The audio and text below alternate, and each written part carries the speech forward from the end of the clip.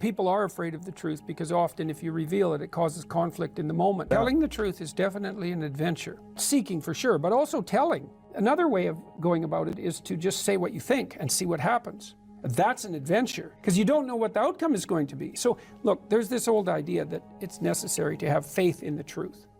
And so here's a way of thinking about that. Someone asks you a question and you might think, well, here's the outcome I want, and so here's how I'm going to answer that question. So that's one way of approaching it. But another way of approaching it is, you ask me a question, I'm going to think about the answer, and I'm just going to tell you what I think. And it doesn't matter what the outcome is, because I'm willing to see what the outcome will be, predicated on the idea that there isn't a better outcome than the one that truth produces. Even if it's harsh and terrible in the short term, and sometimes it is, it's like there isn't a better way of doing it. Now, you might say, well, how do you know that? And the answer is, well, I don't know that. That's why it's an article of faith, because I believe, and I believe this deeply, the being that you produce as a consequence of telling the truth is good, by definition, even though it's harsh and often uncomfortable, because you get in trouble. One of the things that I've really learned recently, or learned to articulate better, is that there's a very tight relationship between aspiration and responsibility. The first question might be, do you need to aspire to something? And the answer is, well, yes, because you have to do something. If you just sit there, you'll die. You can't just sit there. You have to go act out in the world. Okay, so act towards what? Well, that's whatever your aspiration is. You have to have an aim. Okay, well, what should the aim be? Well, it should be something worth doing, let's say. Why do something that you don't feel is worth doing? What do you think's worth doing? Well, if you watch other people and you judge when they're doing something worthwhile, you usually judge them positively if you see that they're taking responsibility, at least for themselves. What, do you want to be completely useless so other people have to take care of you? That's pretty pathetic. And maybe you could get your act together so you're taking care of yourself and your family. And maybe you could even do better than that and take care of yourself and your family and your community. Well, good for you. That's responsibility, and that's an aim. Well, here's one of the things that's cool about that, is that your life doesn't have meaning without aspiration or an aim. Okay, so you need a hierarchy of values. There's got to be something at the top. It's got to be something important. If you don't have that, your life doesn't have any meaning. So if you criticize the hierarchy, or even the idea of hierarchy, you destroy the idea of aspiration, and then people have nothing. Well, that's not helpful. People are built for a struggle and they're built for a weight, and you want to take on a heavy burden voluntarily. See if you can put yourself together. See what you can do out in the world while you're waiting to die. It's an all-in game. It better be worthwhile.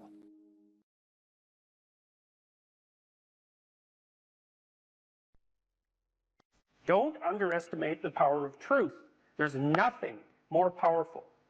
Now, in order to speak what you might regard as the truth, you have to let go of the outcome.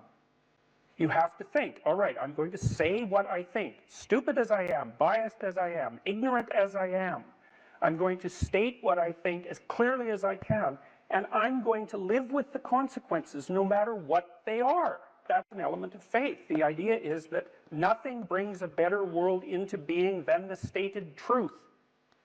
Now, you might have to pay a price for that, but that's fine. You're going to pay a price for every bloody thing you do and everything you don't do.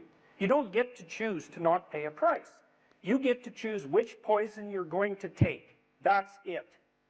So if you're going to stand up for something, stand up for your truth. It'll shape you, because people will respond and object and tell you why you're a fool and a biased moron and why you're ignorant. And then if you listen to them, you'll be just much less like that the next time you say something. And if you do that for 5 years, you'll be so damn tough and articulate and able to communicate and withstand pressure that you won't even recognize yourself. And then you'll be a force to contend with. It is not safe to speak, and it never will be. But the thing you've got to keep in mind is that it's even less safe not to speak. Right? It's a balance of risks. It's like you want to pay the price for being who you are and stating your mode of being in the world, or do you want to pay the price for being a bloody serf, one that's enslaved him or herself? Well, that's a major price, man. That thing unfolds over decades, and you'll just be a miserable worm at the end of about 20 years of that, right? No self-respect, no power, no ability to voice your opinions, nothing left but resentment because everyone's against you, because of course you've never stood up for yourself. It's like, say what you think carefully, pay attention to your words. The price it's a price you want to pay if you are willing to believe that truth is the cornerstone of society. And in the most real sense, if you're willing to take that leap, then tell the truth and see what happens. And nothing better could possibly happen to you. There'll be ups and downs, and there'll be pushback, and there'll be controversy and all of that, but it doesn't matter. It's like, wake up, tell the truth, or at least don't lie. If that's a start, you know 1,000 people. You're going to know more than that over the course of your life, but let's say 1,000 for the sake of argument for now. They know 1,000 people. That means that you're one person away from 1,000,000 people and 2 persons away from 1,000,000,000 people. And you're the center of that network. And now the way networks work is that information propagates in a network manner. So don't underestimate the power of your speech. So that people have an inchoate longing to have the sort of thing that we're talking about articulated. And so don't be thinking you're alone. It's just that people can't talk, they're afraid to talk, or they don't know what to say. And those are real problems. So if you're reasonably articulate, like, start talking and sharpen yourself up. I mean, the enemy is a cloud. They're a cloud of gnats. They're only courageous in groups. They're only courageous in mobs. If you stand your ground and don't apologize and articulate things properly, they'll disperse around you like they're not even there. So most of it's illusion. So don't be afraid, but be afraid of the right thing. And the right thing you should be afraid of is not saying what you say, because that's the same as not being. And here you are, suffering away. You might as well be at the same time. At least then there's something to you. Where do you find the hope and the strength to continue to fight? Or for those who are listening, to get the motivation to stand up and say what's on their mind? Well, people have to have a dialogue with their own conscience. You know, if you don't, imagine that you get upset with something when you recognize an obstacle in your path, and then imagine that you need a path and that you've chosen reasonably wisely, let's say, not perfectly, but reasonably wisely. An obstacle arises, you're frustrated, disappointed, ashamed, afraid. Well, you have something to do to clear out the obstacle. You have something to say. Well, then you don't clear out the obstacle because you're afraid to speak or you're unwilling to speak. You want to defer the conflict because you hope it will go away. All that'll happen is that the obstacles will pile up. But then your life will be nothing but obstacles. Well, you need to know that. You have to ask yourself if you believe that's true. If it's true, then you don't want to remain silent. Imagine too that as you remain silent, you get smaller because you're not manifesting the courage necessary to live by your own standards. And the problem gets bigger. Well, if you're not going to speak now, what makes you think you're going to be more prepared in the future? You won't. Why is that going to happen? When does that ever happen? Well, I can't believe we're talking about school. People who say, just stay quiet in school, just get the grade. That's paying wrong. them. That's wrong. That's right. You're paying them. You don't have the courage when you're paying. When somebody's paying you and they're doing something at work and they want you to play along, you think you're going to have courage then? I mean, you've got to face it as it happens. I tell my students all the time to never write something they didn't believe to be true. And I know this as a psychologist too. You know, you might think I can get away with writing out something I don't believe for the grade and all, but there are studies of this sort of phenomenon. So imagine you have a viewpoint, and I measure that with a political attitudes questionnaire. Okay, maybe it's a viewpoint. What do we take? You're anti-immigration, just for the sake of argument. And then I ask you to write out a 500-word pro-immigration essay. And then a week later, I give you the political questionnaire again. Now, I'm going to bury it in a bunch of other questionnaires, so you don't know what I'm measuring. Okay, Your belief has tilted way towards the argument that you've made, even though you don't know it. So, and it's because most of your beliefs are actually rather shallow in terms of their explicit formulation. You think you believe something, but it's pretty shallow. It's just an assumption. Now, you might act on it and all of that, but it's not well differentiated and articulated. Now, if you take one of your assumptions and you write a counterexample, you're going to articulate that. Well, then that's going to move you. And so if you think that you can write an essay that you don't believe and you'll remain unscathed by that, well, you're wrong. You won't. And if you do it 20 times, you will turn into what you wrote. That's what will happen. And it's an absolute sin in my estimation. I mean that specifically for anyone who attends university to write what they do not believe to be true. It's certainly a sin for anyone to encourage them to do that. Now, you can do that as an exercise. You can ask people to delineate out an argument that runs contrary to their viewpoint. That can be part of the reasonable process of learning. Correct. That is not the same thing as doing it for deceptive purposes to manipulate your professor because you're too cowardly to formulate your arguments properly. I talked to two of Canada's most outstanding people in the last 2 weeks, Conrad Black, who ran a huge newspaper empire, and Rex Murphy, who's probably Canada's best known journalist personality, because he's both. He's a great journalist, but he's a personality as well. And they remembered their university education. Jocko Willink as well. He's not a Canadian, but he had the same kind of memory. They talked about their education in the humanities, mostly concentrating on English literature, and described it with tremendous fondness as a turning point in their life, as an opening up of the world of knowledge to their youthful eyes, right? Very, very fondly. Contrasted that with Yeonmi Park, who was an escapee from North Korea, very brave woman who was then enslaved in China, had a life that was just sheer hell, and spent a good part of the interview telling me how much better her life was than the lives of many people she knew. She wrote a book called In Order to Live, but the book stopped at the year 2015. So I asked her what she did. She went to Columbia, took a humanities degree, which was a dream of hers.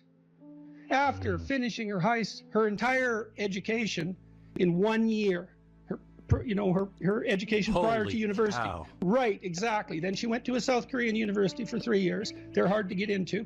And then she went to Columbia. I said, what was it like going to Columbia? Taking a humanities degree from this escapee from totalitarianism who was once enslaved, got to go to one of America's august institutions and be trained in the humanities. Someone who'd been exposed to George Orwell and who was motivated to write because she read Animal Farm, understood the power of literature. She said it was a complete waste of time and money, and that she was afraid to say anything.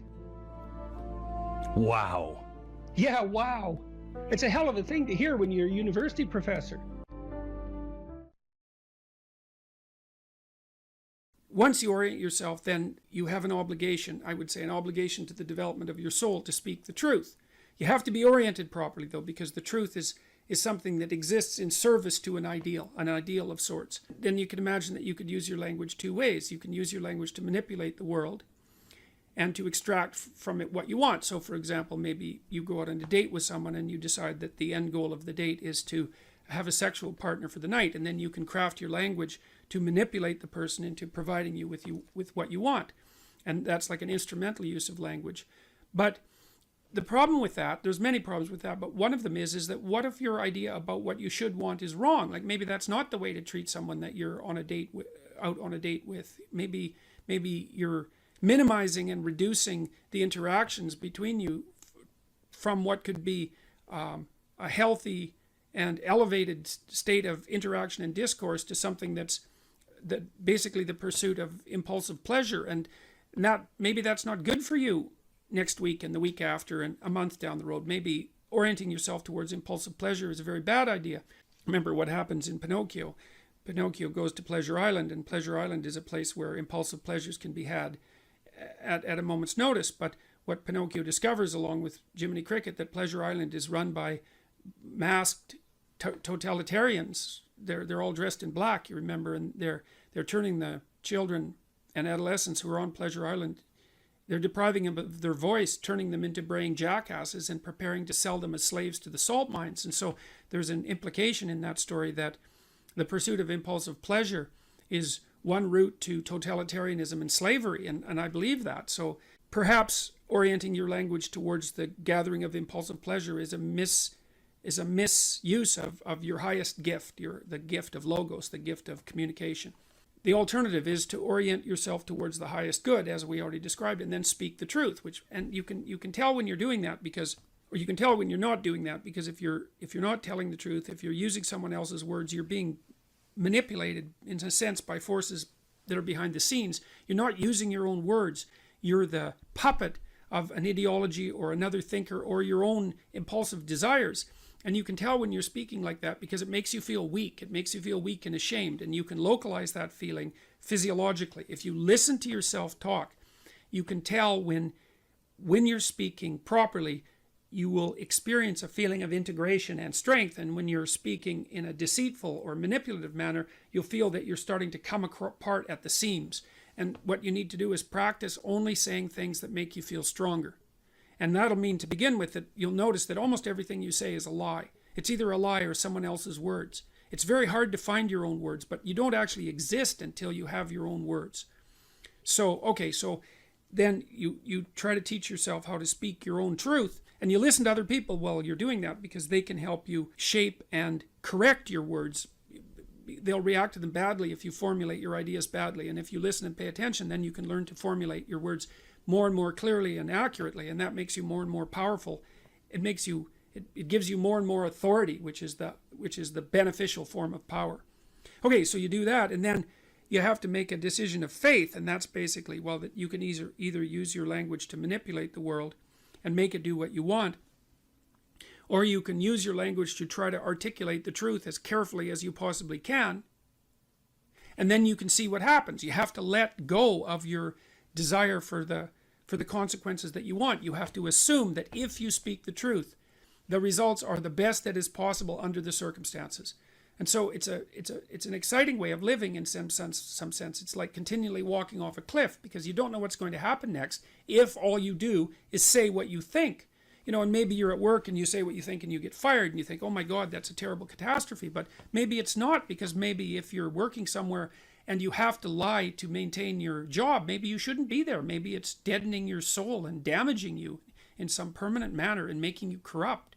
And so you have to orient yourself. You have to speak the truth as carefully as you can. You have to listen to others so that you correct your speech. And then you have to allow the consequences that ensue to unfold as they will. That's the ultimate act of faith, I would say. And that's what you do if you belong to Truth University. All right, so more practically speaking, then you should educate yourself. And it's not that easy to do now, because you have to find people who can actually tell you mostly what to read and maybe also how to write, because writing is a way of formulating your thoughts ever more precisely. That's why you go to university, to learn how to write. If you know how to write, you can think. If you can think and speak and communicate in writing, you're unbelievably powerful in the authority manner, because arguments move the world forward. And if your arguments are tight and well constructed and lucid and well edited and carefully thought through, and you have 5 rationales for everything that you're doing, which is what happens if you learn to write properly, then you're like a force of nature, man. No one can take you down. And that's one of the things that people aren't taught about why you go get educated, especially in the humanities. Humanities education, if it's real, organizes your psyche, grounds you, puts you on a rock, and makes you a force to contend with. But you have to read the right people. And those are they're the great people of the past. In my list, they're the great men of the past, and that's just how it is. And so here's who I would recommend. I put reading lists up at jordanbpeterson.com. There's 2 of them. And the people that I recommend primarily are their books written by the following list of people: Fyodor Dostoevsky, Leo Tolstoy, who I think perhaps the greatest novelist the world has ever seen, Alexander Solzhenitsyn, another great Russian novelist. I don't know what it is about the Russians, but man, they produce writers that are incomparable. Alexander Solzhenitsyn wrote a book called The Gulag Archipelago, where he analyzed the Soviet prison camp system that arose after the Leninist revolution in the second decade of the 20th century, and details absolutely precisely how the tenets of Marxism, the Marxist tenets that are supposed to free everyone and change the world, produced legislation that was absolutely murderous in its consequences. And Solzhenitsyn painstakingly traces the logical pathway from the original Marxist principles to the legislation, to the genocides. Because you'll hear people who are basically Marxists say things like, well, true Marxism never existed. And Solzhenitsyn took that argument apart in the mid-70s, and the Gulag Archipelago was an intellectual bomb. It demolished any credibility that Marxism had to intellectual respectability. You have to read the book. The book is about the central issue in our culture at the moment. If you don't read it, you're not informed. You can't participate in the debate except as a puppet. And so I wouldn't recommend participating in this debate as a puppet because you don't know who's behind the scenes pulling the strings. If you remember the Pinocchio story, the forces that were pulling the strings were not forces that were acting in Pinocchio's best interest, that's for sure. George Orwell, English essayist, incomparable commentator on socialist totalitarianism, even though he was a left-winger and a brilliant one. Aldous Huxley, who wrote Brave New World, had some very brilliant things to say about the potential demolition of sexual choice, of sexual partner as a part of a dystopian future. Friedrich Nietzsche, a philosopher who described himself as someone who thought with a hammer. And Nietzsche is a very, very dangerous person and an absolutely brilliant writer. And Carl Jung, who was a student of Nietzsche, and who Nietzsche was the philosopher who announced the death of God back in the late 1800s, and Jung spent his whole life attempting to revivify God. That's one way of thinking about it. And so if you educate yourself, and this is a really good place to start, if you read these authors, then you'll know what else to read. If you read these authors, it'll take you a good long time, and it will be very, very hard on you, and you won't be the same person when you come out, and that's very frightening. And because being torn down and rebuilt is no joke, but it beats the hell out of the alternative, which is just to stagnate and stay a stagnant infant, which is not something I recommend. There's nothing uglier than a stagnant 40-year-old infant. Right? They're all like, why should I stand up, be a martyr, get fired? This guy at Google got fired. Yeah. How do you convince people that there's a point to standing up when it appears to be futile? Well, the first thing I think is you convince them that it's not futile. It might be difficult, but it's not futile. If you get your words right, you have something to say, there'll be an impact of those words. It might not be the impact that you would choose. But the other thing you got to tell people is, pick your poison. You may be in a situation where you don't have a cakewalk to the Garden of Paradise. You got tyranny or famine. Those are your choices. But you get to pick which one you have. And I would say if you're being oppressed, and I mean in your soul, by what you're required to swallow at work, well, you think you're not paying a price for that? You got no self-respect, and rightly so. But worse than that, you're an agent of your own destruction. You're destroying your own ideal, and you're letting people who are weak and corrupt win. And if you stood up and stood up properly, but you have to put yourself in order to do this, at least to some degree, right? You can't do it casually. You have to do it from some position of preparedness and strength. Then what makes you think you couldn't scare them back into the corners? And that would be a good thing. And, the alternative, personally, is bad because there's a psychological degeneration that goes along with it. I've seen this with many, many of the people that I've worked with who have been tyrannized in the workplace to the absolute detriment of their psychological and physical health, right? To the point of collapse, confronting these crazy, crazy things when they were sensible people. That's a terrible price to pay, man. Like, it's a bad price. And then if the foolishness isn't dealt with at the local level, when it's still relatively trivial, then it will multiply until it's dealt with at the social level. And we're seeing signs of that already. Antifa is a good sign of that. And problems that aren't solved multiply, and soon people fight. And better to argue than to fight, unless you want to fight. And some people want to fight, and I can understand why, but I wouldn't recommend it, because that doesn't lead good places. It really doesn't lead good places. So I'd say you have a duty. Maybe that's why you stand up. It's because you have a goddamn duty to stand up and just say what you have to say. You don't even have to be trying to make a point exactly or trying to get something done. It's like, this is how it looks to me. That's what that guy at Google did. He wrote this memo, and he said, I talked to him today, he said, well, he went to a diversity training seminar, and he thought, no, I don't agree with that. And so then they asked for feedback. So we wrote this document a month ago. This was written a month ago. Got no real response to it. Well, it bounced around inside Google until a lot of people, got interested in it, and then it escaped into the outside world. But all he was doing was, he was told a bunch of things he didn't think were true. He wrote down a bunch of things he thought were probably true. he launched that out and said, well, I think these things are probably true. It's like, well, probably they're true. Well, so he paid a price for it, but maybe we'll see what sort of price he paid for it. Man, he's going to be a lot tougher in 2 years than he was 2 years ago. You know, like I reviewed this guy's document. I did that yesterday. And everything he said was validated by the scientific literature. So what has happened is that someone has been fired publicly by a major corporation for stating well-grounded scientific truths. Right.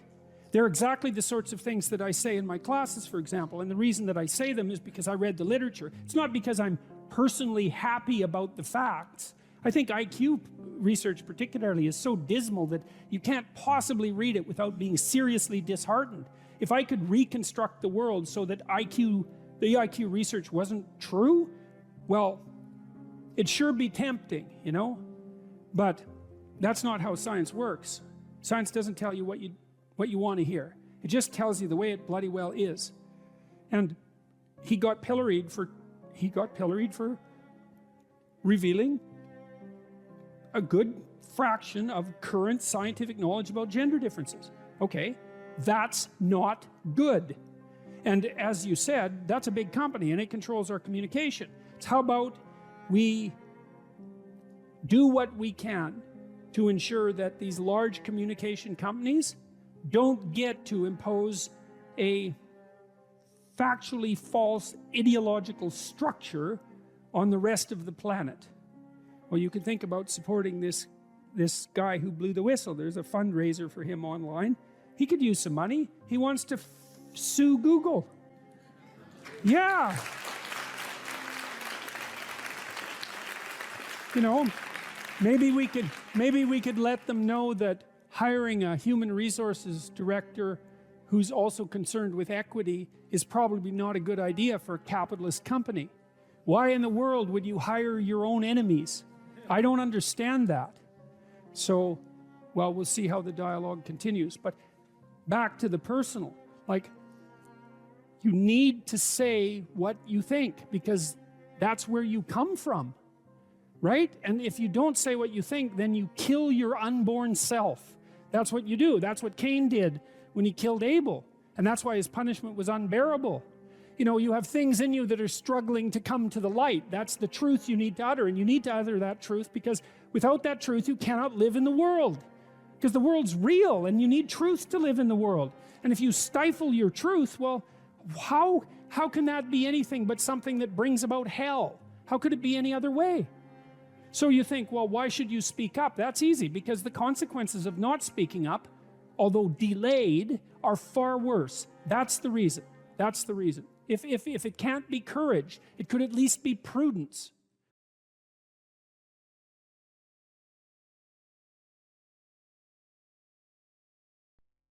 What has been your experience with dealing with these men who have these nice guy tendencies, who can't stand up for themselves, who their moms raised them to be this type of anti-man?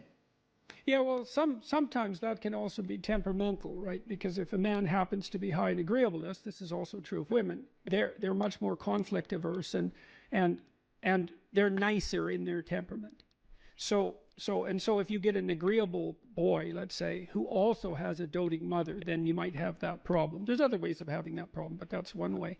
Well, when I saw people like that in therapy, they were often resentful and angry and passive aggressive and getting in their own way, often to spite, whoever was doting on them, let's say. And so the first thing I would do is listen to why they were there, and then start to unpack that anger, and then start to work with the individual to figure out how to voice that. You have to separate out what's old history and useless and what's just narcissism and infantilism from genuine concerns. But if you listen to people, they will sort that out for themselves. That's one of the cool things about being a therapist, is if you listen, that happens more or less by itself. And then as a behavioral psychologist, maybe someone like that would need a raise, but would be afraid to ask their boss. Well, we just practice that. It's like, okay, well, first of all, why should your boss give you a raise? Like, there might be good reasons. he doesn't want to lose you because you're a good worker. Well, are you a good worker? And if you weren't, well, we'd solve that problem. Put yourself in a position where you deserve the raise. Okay, well, now you're too timid or you're too unskilled, because you have to differentiate those two things too, because some people who can't stand up for themselves actually don't know how, whereas others are afraid, and some are both. And so you have to figure out, so some of it's skill training. Well, how do you actually ask your boss for a raise? Well, you tell the truth. That's the best way. You say, look, here's what I'm doing. Here's why it's really useful for you. It looks like I'm somewhat underpaid in this role. That's demotivating me, possibly. I also have other options. I think I need, 15% more, and I'm interested in moving up, and here's what I'll do for you if you do that. And so, think about it. And then if your boss doesn't do that, and all that's true, well, then you should be assertive enough to find another job. Or maybe you look for another job before you even ask for the raise. Put your CV together, right? Update it so you're not afraid to look for another job. All this is strategic thinking. That was another thing that was really fun about clinical work. Most of my clients, they doubled or tripled their salaries within 3 or 4 years. Oh, wow. They worked at it. This wasn't nothing. This was major league strategic planning. And that was true for women and men, so, and that's very fun to watch that happen. Think clearly about it, right? And get your act together, and you got to see what's getting in your way. So maybe you're afraid to ask your boss for a raise because if he says no, you'd have to look for a job, and you don't have your resume or CV updated. And the reason you don't have it updated is because you're embarrassed about the lacks in it, and you don't want to face the lacks because then you'd have to see how you didn't get educated properly because you were useless, and you'd have to take steps to rectify that. And it's a real mess down there, right? Yeah. The reasons you're not asking. So we'd lay that all out and then say, well, you're embarrassed about your resume. Well, update it and let's take a look at it. Okay, well, here's some holes and they're not good. What could you do to fix those? And then you break it down into small steps, right? Implementable steps. That's very practical. So that's a good thing to know. If you have your sights set on a goal, you'll move towards it if you break the steps down small enough so that even someone as useless as you will do it. And that also requires a fair bit of humility, because what you might find, especially if you're avoiding something, is that the step you are actually willing to take is so small that you're embarrassed to admit it to yourself, so you won't take any steps at all. Well, that's completely counterproductive. And the reason that's not proper thinking, let's say, or productive thinking, is that, well, small steps get bigger real fast. And it doesn't matter where you start. If you're doubling your utility every, few weeks, who cares where you start? It starts to take off real quick. So you don't want to be embarrassed. You don't want to be so embarrassed by where you are that it stops you from becoming who you could be. And that's tough. It can be that's real tough. I'm not making light of that. I see exactly why people avoid, but it's not a good solution.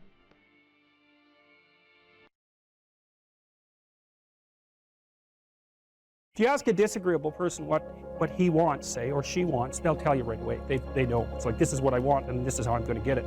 But agreeable people, especially if they're really agreeable, are so agreeable that they often don't even know what they want, because they're so accustomed to living for other people and to finding out what other people want and to trying to make them comfortable and so forth, that it's harder for them to find a sense of their own desires as they move through life.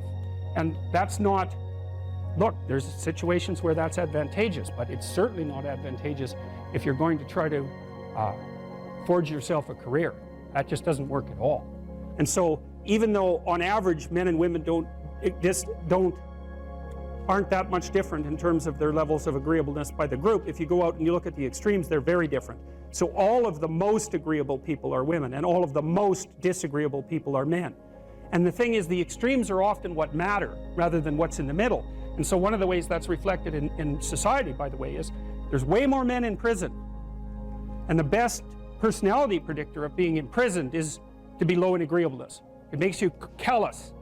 Now you might think, well, what's the opposite of compassion and politeness? And the answer to that is, I think it's best sort of conceptualized as a trading game. So let's say that we're going to play repeated trading games. And if you're very agreeable then you're going to bargain harder on my behalf than you're going to bargain on your own behalf. Whereas if you're very disagreeable, you're going to do the reverse. You're going to think, I'm in this trading game for me, and you're going to take care of your own interests. Where an agreeable person is going to say, no, at best, this is, at worst, this has to be 50-50, but I'd like to help you every way I can. One of the things you have to be careful of if you're agreeable is not to be exploited, because you'll line up to be exploited. And I think the reason for that is because you're wired to be exploited by infants. And so that just doesn't work so well in that actual world. And one of the things that happens very often in psychotherapy, people come to psychotherapy for multiple reasons, but one of them is they often come because they're too agreeable. And so what they get is so-called assertiveness training, although it's not exactly assertiveness that's being trained. What it is the ability to learn how to negotiate on your own behalf. And one of the things I tell agreeable people, especially if they're conscientious, is say what you think. Tell the truth about what you think. There's going to be things you think that you think are nasty and harsh. And they probably are nasty and harsh, but they're also probably true.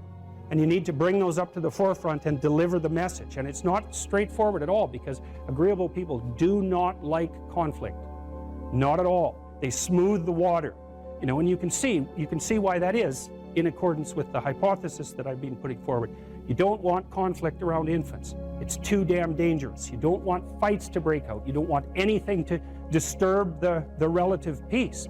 And if you're also more prone to being hurt physically and perhaps emotionally, you're also maybe loath to engage in the kind of high-intensity conflict that will solve problems in the short term, because it takes a lot of conflict to solve problems in the short term.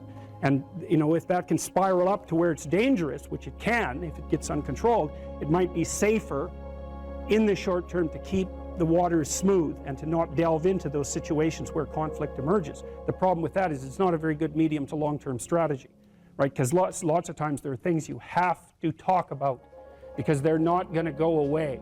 And the advantage to having a well-socialized disagreeable person is that they really don't let much get in their way.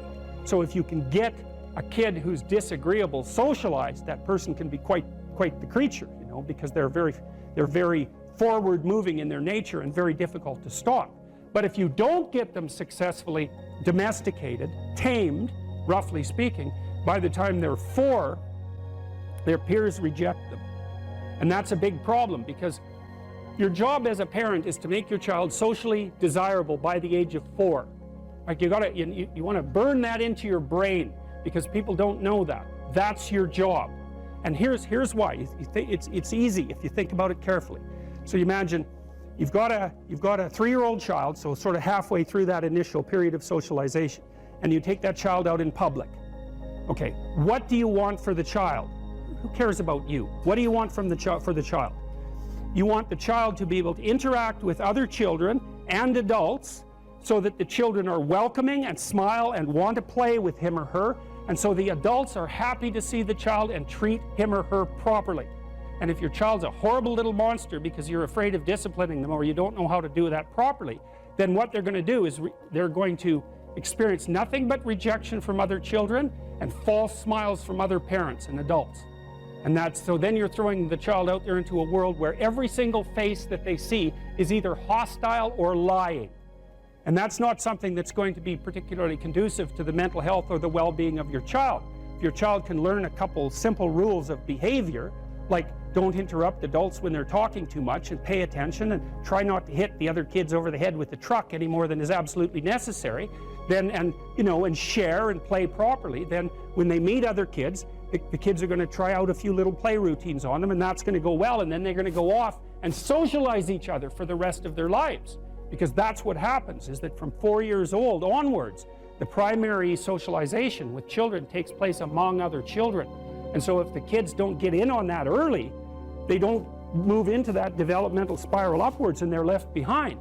And you can imagine how terrible that is, because a 4-year-old will not play with another 4-year-old who's 2. But a 5-year-old certainly will not play with a 5-year-old who's 2, right? Because the gap is just starting to get unbelievably large. And so the kids start out behind, and then the peers leave them behind, and then those kids are alienated and outside the peer group for the rest of their life. Well, those are the ones that grow up to be long-term antisocial, right? They're already aggressive. It doesn't dip down. Now what happens to normal boys, roughly speaking? Imagine the aggressive 2-year-old types. They get socialized, so their level of aggression goes down, and then they hit puberty and testosterone kicks in, and bang, levels of aggression go back up. And so that's why males are criminals between the ages roughly of 16 and about 25.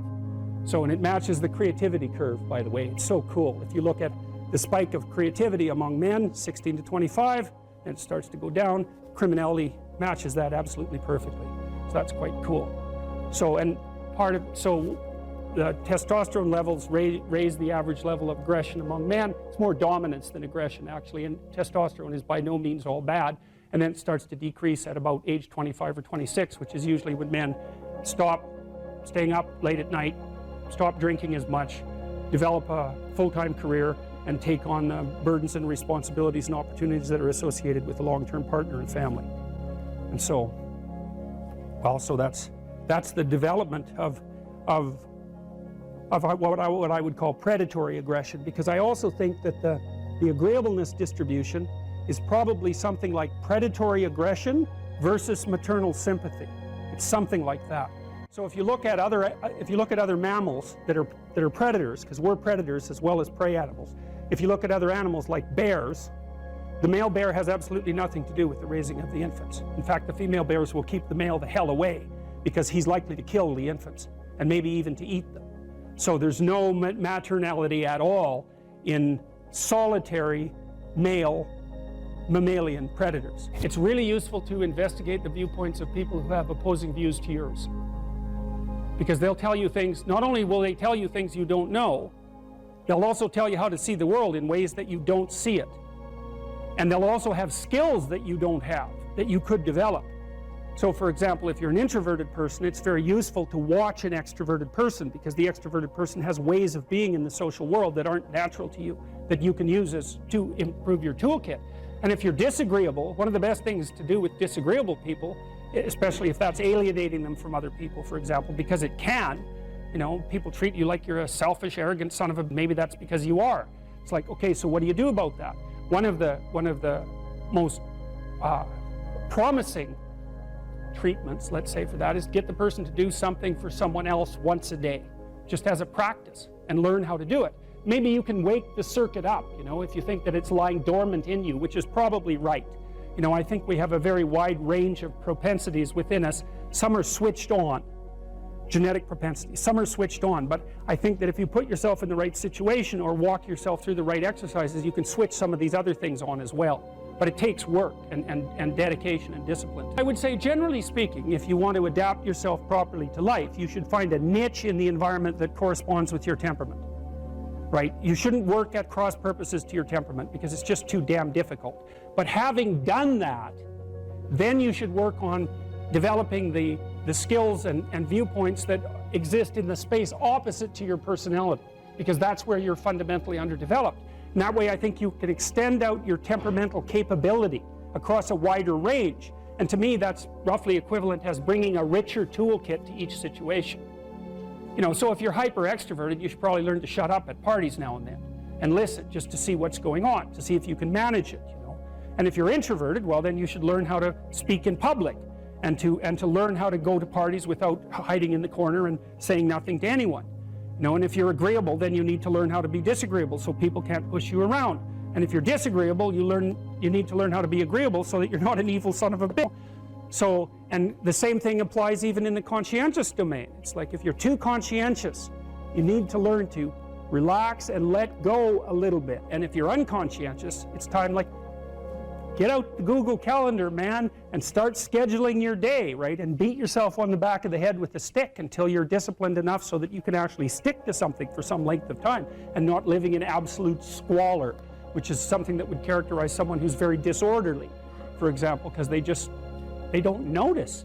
It doesn't bother them, disorder. It's like, maybe they can see it, but it doesn't have any emotional valence, and so it doesn't have any motivational significance. You know, so the other thing you might want to think about too, if you're choosing a partner, is try not to choose someone who's too distant from you on the temperamental variables, because you're going to have a hard time bridging the gap. You know, it's hard for an introverted person and an extroverted person to coexist.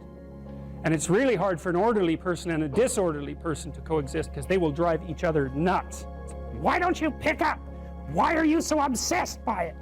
That's the basic argument, you know.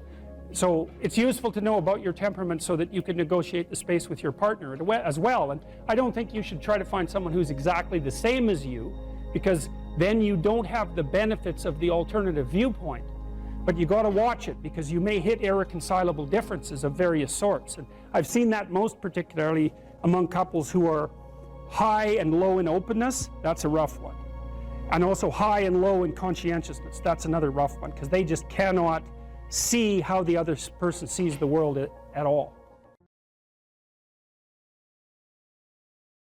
Look, let's say you're socially anxious. Okay, so what happens when you're socially anxious? You go to a party, your heart's beating. Why? The party is a monster. Why? Because it's judging you.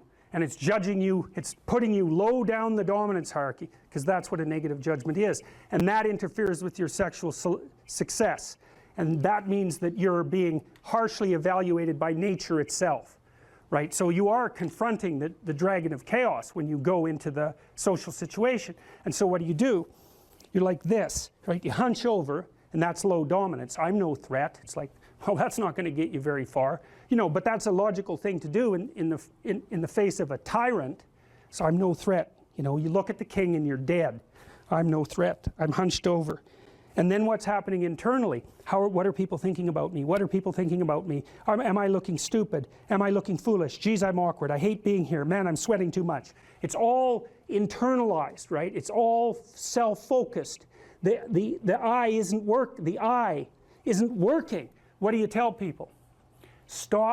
Don't stop thinking about yourself, because you can't. It's like, don't think of a white elephant. White elephant, white elephant, white elephant. You can't tell someone to stop thinking about something because they get caught in a loop. What you do with socially anxious people is you say, look at other people. Look at them, right? Why? Because if you look at them, you can tell what they're thinking.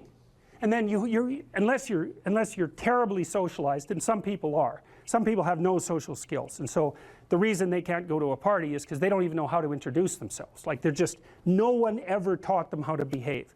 And so they're really good candidates for behavior therapy, because you walk them through the process of how you actually manifest the procedures that are associated with social acceptability.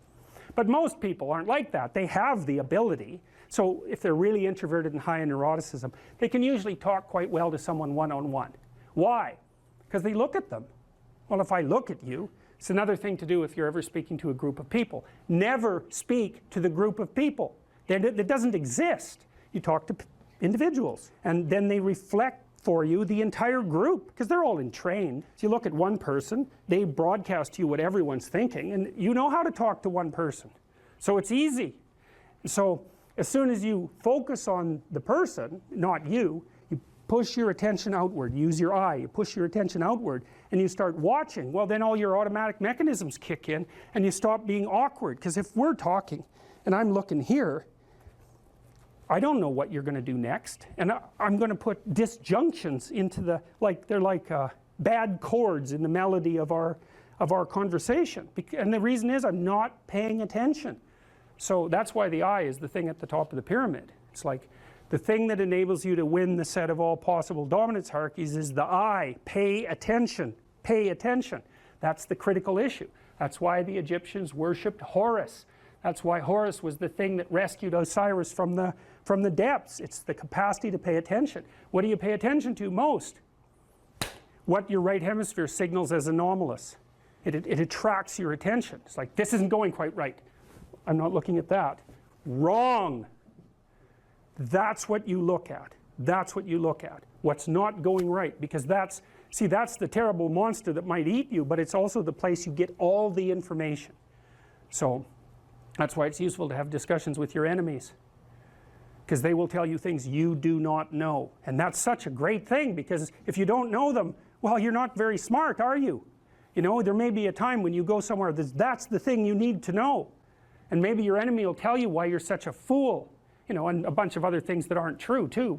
But even one thing that's accurate, it's like, yeah, thanks very much, man, maybe I'll do some work on that, and I won't have to carry that forward.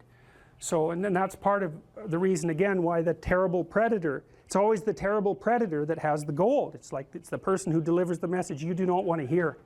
So it's rough, but it doesn't matter, life is rough.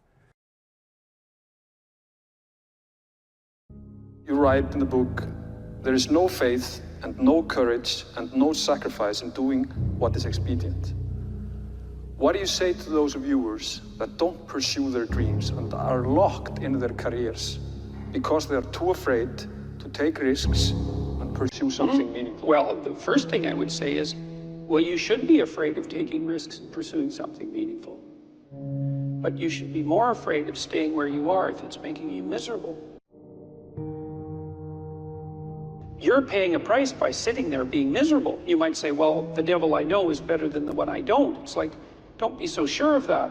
The clock is ticking. Yeah, and if you're miserable in your job now and you change nothing, in 5 years you'll be much more miserable and you'll be a lot older. But isn't it a luxury to pursue what is meaningful? Our viewers have mortgages, they have children, Yeah. they have payments and loans. It's a luxury to pursue because we lack the resources. Well, I don't remember now, I'm not talking about what makes you happy. It's a luxury to pursue what makes you happy. It's a moral obligation to pursue what you find meaningful. And that doesn't mean it's easy. It might require sacrifice. If you need to change your job too, let's say you have a family and children and a mortgage, you have responsibilities. You've already picked up those responsibilities. You don't just get to walk away scot-free and say, well, I don't like my job, I quit. That's no strategy. But what you might have to do is you think, well, this job is killing my soul. All right, so what do I have to do about that? Well, I have to look for another job. Well, no one wants to hire me. It's like, okay, maybe you need to educate yourself more. Maybe you need to update your curriculum vitae, your resume. Maybe you need to overcome your fear of being interviewed. Maybe you need to sharpen your social skills. Like, you have to think about these things strategically. If you're going to switch careers, you have to do it like an intelligent, responsible person. That might take you a couple of years of effort to do properly. We're built for struggle, us human beings. We're built to contend with the world. We're built to contend with reality. You want a challenge, and the best way that you can take on a challenge, because a challenge fortifies you. So you don't want to be secure, you want to be strong. And you get strong by taking on optimal challenges. And so you lay out your destiny in the world, and you take the slings and arrows of fate, and you make yourself stronger while you're doing so. And you might fail, and fortune might do you in, but it's your best bet. And, you know, people have extracted unbelievable successes out of catastrophic failures. And so, and I'm not saying that in a naive way. I know perfectly well what happens to people. You know, you're doing fine in life and then you get cancer, and then 6 months later you're dead. And all the heroism in the world isn't going to save you at that point. But that's not the point. That's not the point. Life is bounded by mortality, but that doesn't mean that you don't get out there and contend, and you develop by contending, and you minimize the net amount of suffering in the world. And that's something, man, that's something to do.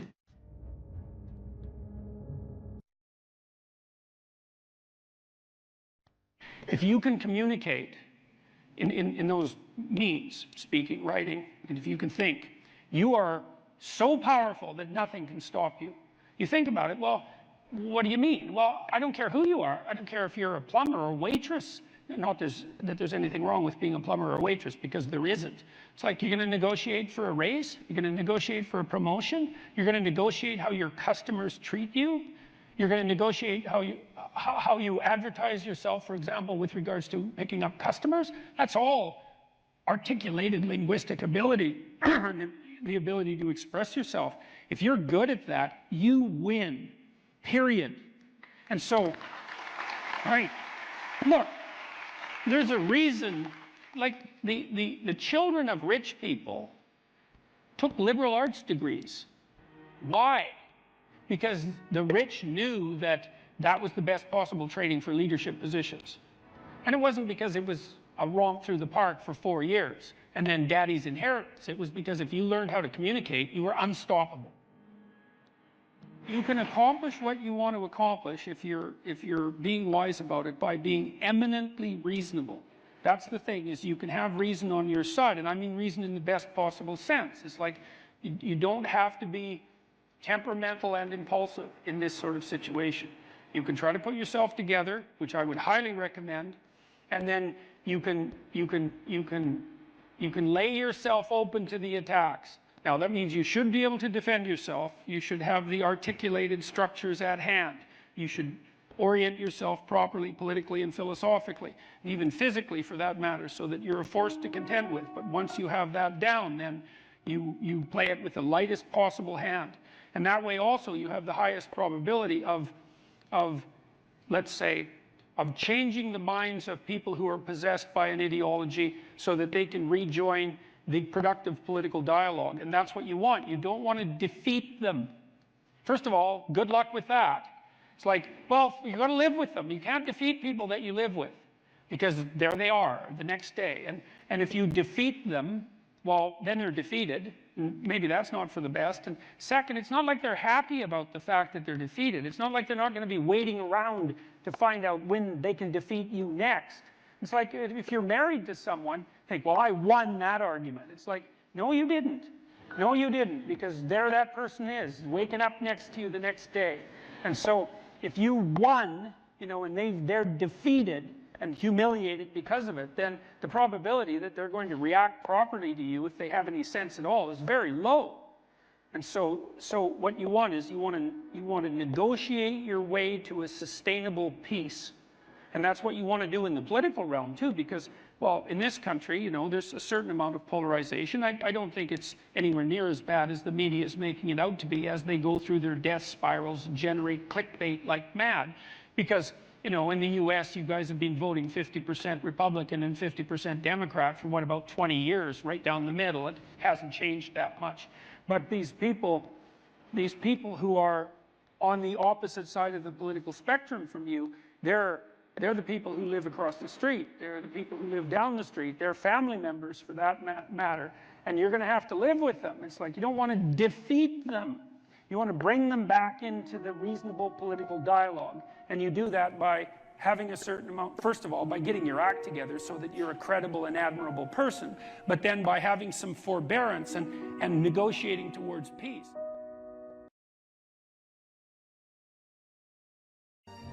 If you're resentful about something, well, first of all, you should notice, I'm resentful. And that's kind of humiliating, because no one's proud of being resentful. It's a shameful emotion. Well, so then why are you resentful? Well, there's only two reasons as far as I've been able to tell. One is that you're allowing yourself to be taken advantage of, or you're being taken advantage of. Sometimes you're not allowing yourself. Sometimes you're a child being abused by their uncle. You're not allowing yourself. You can't do anything about it. You're resentful because you're being taken advantage of, or because you're immature. It's one of those two things. Figure out which it is, and then take the steps necessary to address it. Living a life without resentment is a great goal. People are often resentful if they see that responsibility has been abdicated. Why isn't that person doing their job? It's like, well, hey man, step in at your workplace, in your family. You know, and you think, well, I shouldn't have to do that extra work. Well, you shouldn't be a slave. You shouldn't allow yourself to be tyrannized. But if something bugs you because a responsibility is going unfulfilled, there's a great opportunity for you. And this is something I don't think we teach young people well. And one of the things, you may remember this, that was so striking about the tour was that I made a case fairly consistently that most people find the meaning that sustains them through the vicissitudes of life, not in happiness, but in responsibility. And that would bring everyone to a halt. It would always make the whole theater silent. It's like, oh, I never thought of that connection. Because maybe you want to avoid responsibility, and you can understand why. You can understand why. You hide from it. That is what you encounter if you go out in the world and you think, who the hell wants that? I don't want the responsibility. It's like, well, yes, you do, as it turns out. There's nothing better than responsibility. Now, you know, I say that with some caution. I think that it's hard to say. The responsibility, I've been overwhelmed by my apparent responsibility, but I think it's also kept me alive. And I mean that literally. And so, wait, can you go a little deeper with that? I mean, when you were at your darkest moments in the last 2 years, whatever that might be, was it the feeling of the many times in the last year where it would have been much easier for me just to be dead. That's constant. So, but no. But is it but no because of something in you, or is it but no because of the people, that you would have abdicated that responsibility of the people? Or is that ultimately the same That's thing? it. Yeah. Well, I do think the two aren't easily distinguishable, but it's definitely that. It's definitely that. You know, and it's one of the chapters, the last chapter, is be grateful in spite of your suffering. You know, you need a meaning to sustain you through suffering. And it is the case that you find that in responsibility. Well, and so it's good advice for anyone who's at work. You're resentful about this and that because people aren't pulling their weight. Pull it. See what happens. You become indispensable instantly. You'll know everything. And no, and maybe that job won't be for you, or maybe that relationship won't be for you, but you'll take your hard acquired wisdom and go elsewhere and flourish there. So, you know, this kid stopped me. I think I wrote about this in this book. Kid stopped me in a restaurant one day when I was walking in, and he said, and he had an undergraduate degree, and he was working as a waiter in a chain steak place. And he stopped me and he said, you know, about 6 months ago, I was watching one of your lectures and I decided to stop being resentful about my job. And he was resentful because he had a university degree and he's working as a waiter. You know, and look, I don't have anything against waiters. It's like a waiter can make your evening, you know, hooray. He said, well, I decided I'd start trying at my job, like really trying, as if it was worthwhile. He said he got 3 promotions in 6 months, like he's just rocketing up the power hierarchy. Well, it's not power, it's competence, if it's well run. You know, and places are full of opportunity. There's always people out there who are doing far better than you on pretty much anything you want to imagine. And if all you're doing is seeing yourself in their reflected light, let's say, then it's going to be pretty damn dismal. But it's not a good comparison because, well, first of all, there's danger in just comparing yourself to others, period, because they're not you. And God only knows what struggles they had to undertake to get to where they were, or what burdens they're currently carrying that you're not aware of. But you can certainly contrast yourself with yourself. And that's a lot better. It is the only way. Well, it's also the only way of really measuring anything approximating proper improvement. You can actually tell when you're a little better than you were yesterday. Right. And you can actually do that. That's another thing that's so interesting about it, is that you can actually make yourself a little better in some way, pretty much. Well, I don't know if it's at every moment, but you can certainly do it every day. Let's say you want to become who you could be in the fullest sense. So let's say you're someone who's going to solve some serious problems. Okay, the first thing you have to do is admit to the seriousness of the problems. That's no joke. And so the first thing is just the terror of the problem itself. And that's enough to paralyze me. And that's the Hydra, that's the Gorgon with the head of snakes. It'll paralyze and turn you to stone. That's the basilisk in the Harry Potter series. Mm-hmm.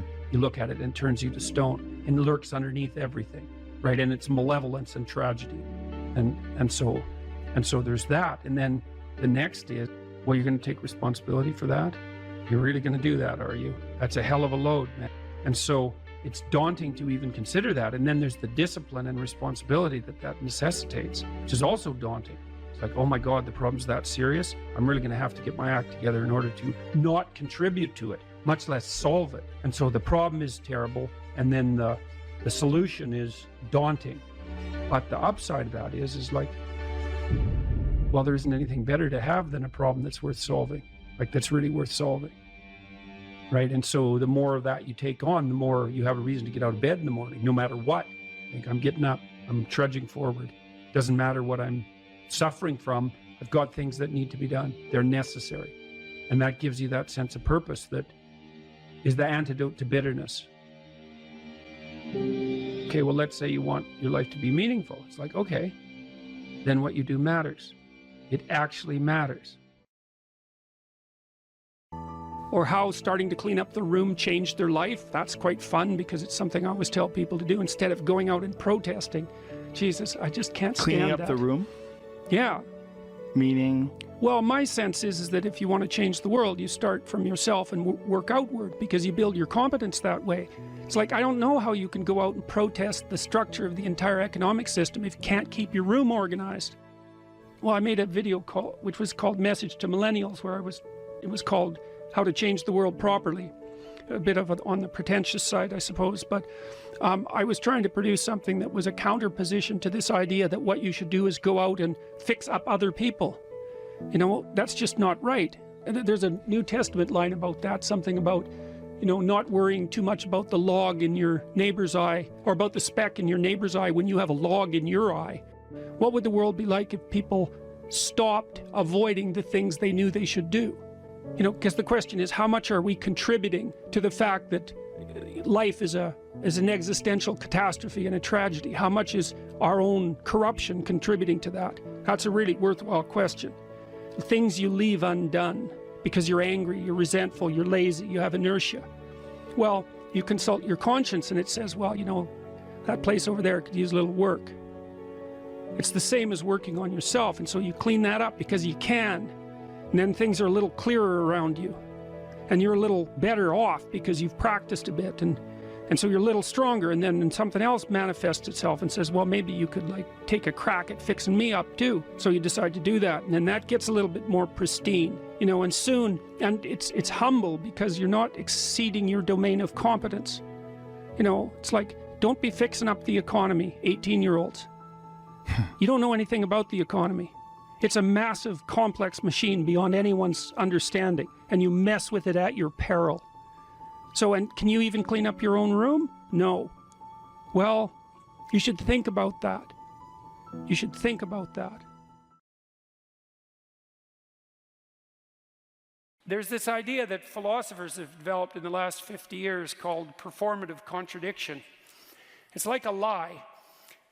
Normally, you think of a lie as you lie when you say something that you know not to be true.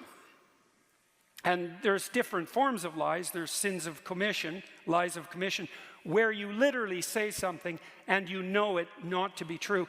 And then there are lies of omission, where you have something to say and you don't. And classically, people have regarded sins of commission more seriously than sins of omission. But sins of omission, they're not nothing. And you know, I've read studies that purport to demonstrate that if you ask people when they're older, you know, what they regret most in their life, it isn't the mistakes they've made, it's the opportunities that presented themselves to them that they never took, right? That's a sin of omission. I think it's an open question. You know, maybe your life would be long enough, even though it's short, maybe your life would be long enough if you took advantage of everything that came your way. Maybe you'd exhaust yourself in the pursuit of that opportunity so that you could be content with the finitude of your mortal existence. If you didn't avoid and hide things in the fog, let's say, that's rule number 3. Do not hide unwanted things in the fog. Your own future, all that opportunity. Do not do what you hate. You go to work and you hate it, right? You're forced to do things that you don't want to do, that grate against, not your lack of discipline, right? We have to get that straight, not your immaturity. You have to, if you're resentful, you got to ask yourself, you know, are you just immature or are you being tyrannized? No, those are the questions. And the probability that you're immature is very high if you're resentful, but it's also, well, it's the case for everyone, right? It's like, have you fully grown up? It's highly improbable.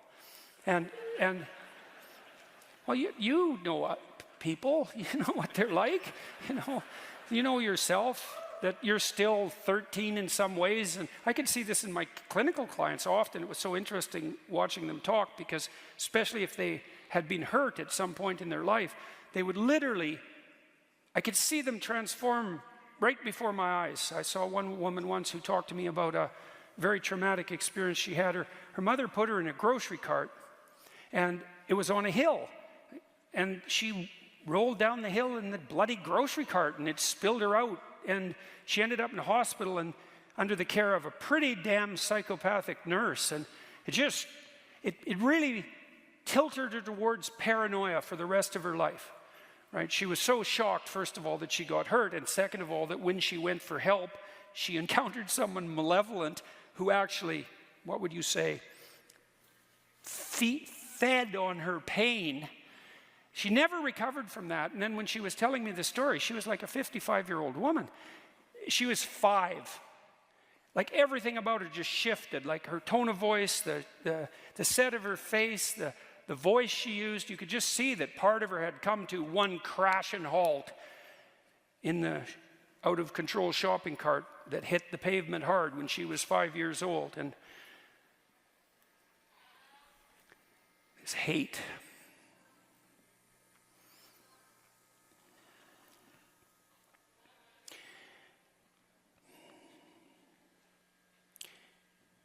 There's this idea in the New Testament, it's a very tricky idea. There's one unforgivable sin. People have argued forever about what that is. Because the idea, that one of the ideas our culture is based on is that if you've made mistakes in your life, but you admit to them, so that's to confess, let's say, and then you repent, which is to figure out what the hell you did wrong and decide to do better in the future. And that can be very hard if you did something really wrong, so it's not like it's an easy thing to do.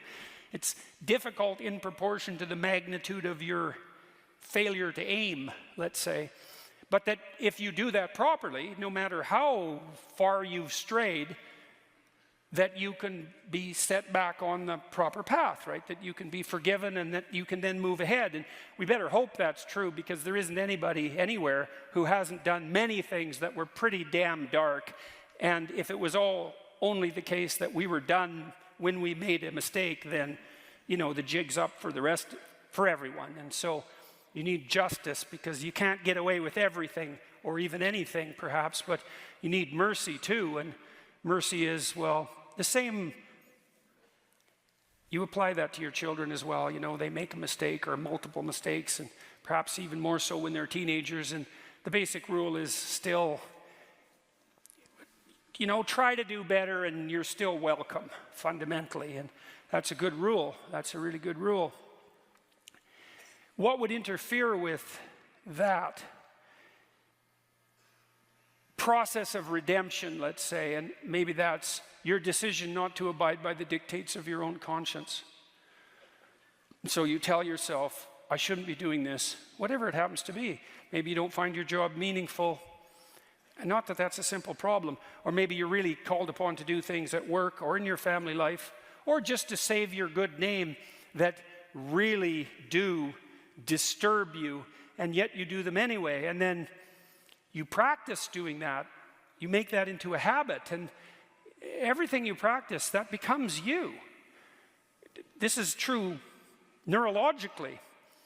If you repeat something over and over, if you practice it, you build the biological structures that make you an expert at that. And so if you're practicing violating your own conscience with a performative contradiction, this other form of lie, this willingness to act out things that run contrary to your own sense of morality, right? So you act out a lie, well, then you become the embodiment of a lie. And, well, there's endless metaphorical speculation about the spirit of the lie, right? I mean, that's one of the characterizations of the great adversary of mankind, you know, is the prince of lies. And you allow that to take up its residence within you because you're rationalizing doing what you hate. Then you do that at your own peril. And if you get really good at that, maybe there's no way back. The danger of being an actor, you know, is that you become the actor and then you lose you, obviously.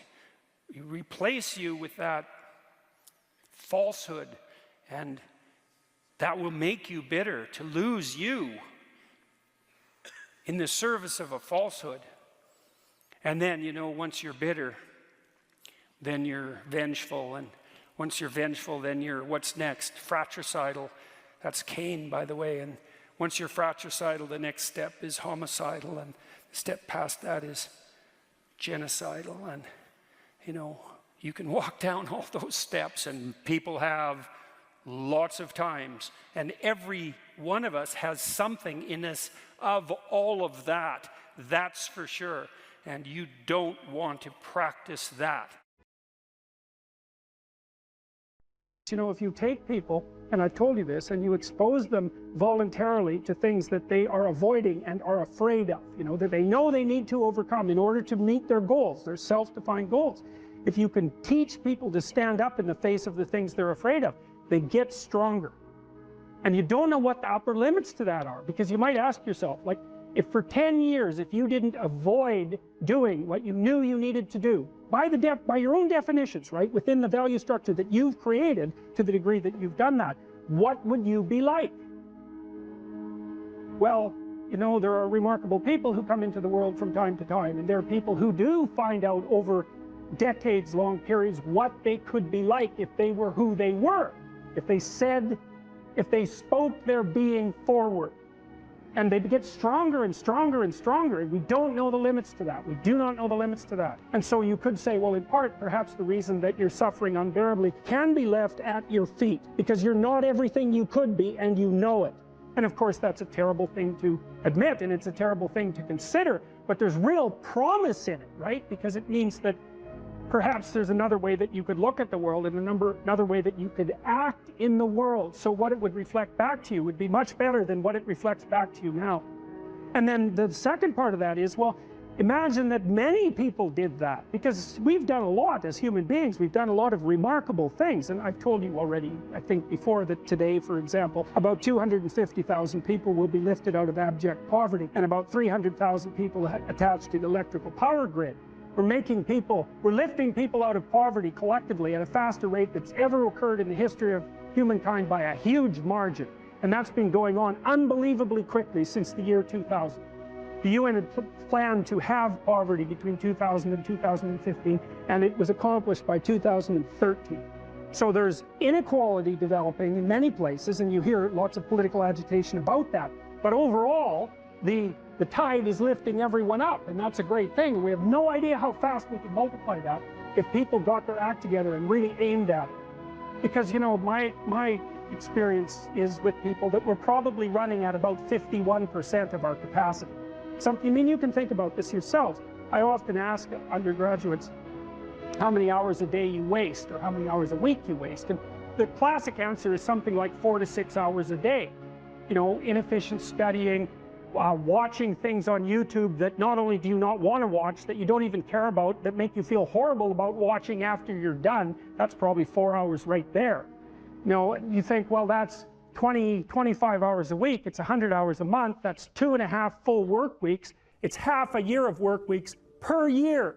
And if your time is worth $20 an hour, which is a radical underestimate, it's probably more like 50 if you think about it in terms of deferred wages. If you're wasting 20 hours a week, you're wasting $50,000 a year. And you are doing that right now. And it's because you're young, wasting $50,000 a year is a way bigger catastrophe than it would be for me to waste it, because I'm not going to last nearly as long.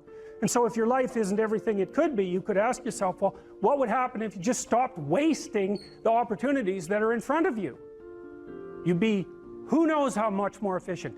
10 times more efficient, 20 times more efficient. That's the Pareto distribution. You have no idea how efficient people get. It's off the charts. Well, and if we all got our act together collectively and stopped making things worse, because that's another thing people do all the time. Not only do they not do what they should to make things better, they actively attempt to make things worse because they're spiteful or resentful or arrogant or deceitful or homicidal or genocidal, or all of those things all bundled together in an absolutely pathological package. If people stopped really, really trying just to make things worse, we have no idea how much better they would get just because of that. So there's this weird dynamic that's part of the existential system of ideas between human vulnerability, social judgment, both of which are major causes of suffering, and the failure of individuals to adopt the responsibility that they know they should adopt.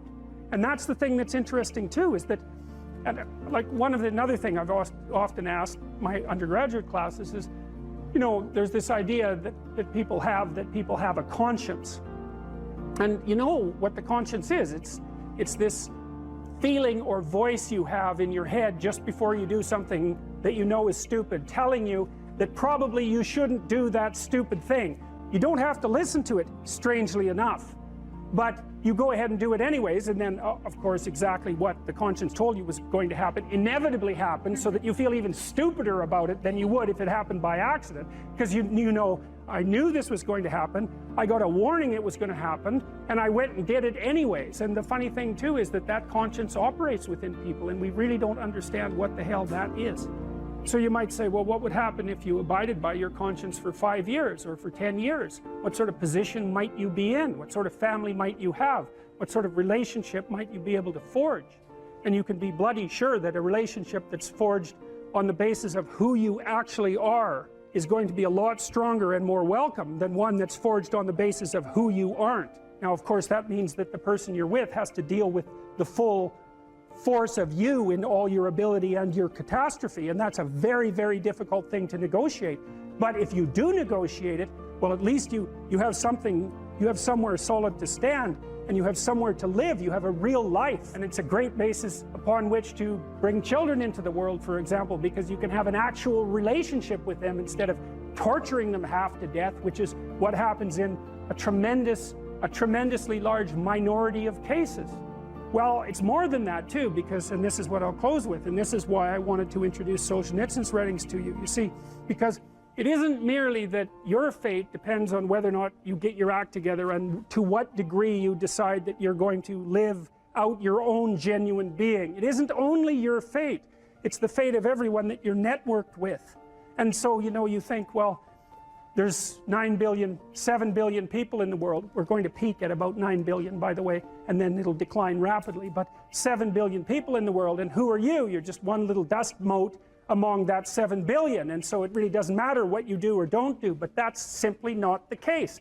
It's the wrong model, because you're at the center of a network. You're a node in a network. Of course, that's even more true now that we have social media. You'll know 1,000 people, at least, over the course of your life. And they'll know 1,000 people each, and that puts you one person away from 1,000,000, and 2 persons away from 1,000,000,000.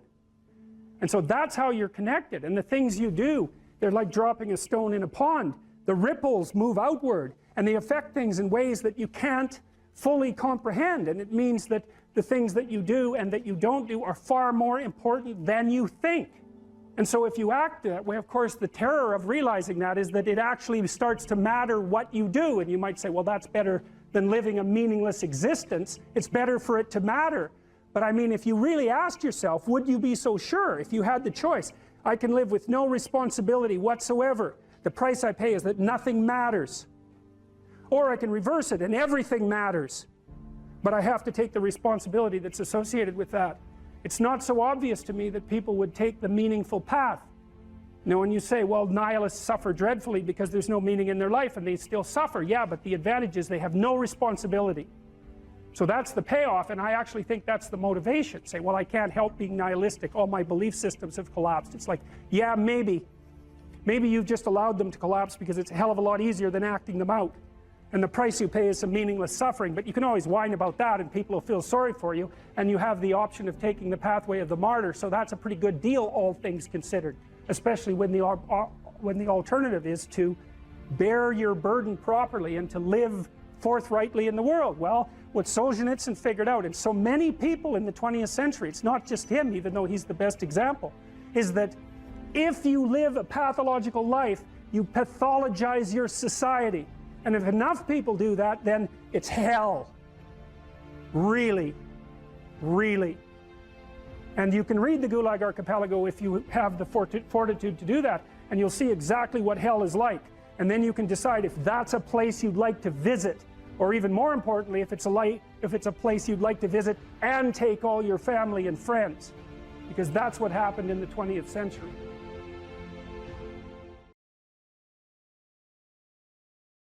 It's with our fantasy that we first meet the unknown, right?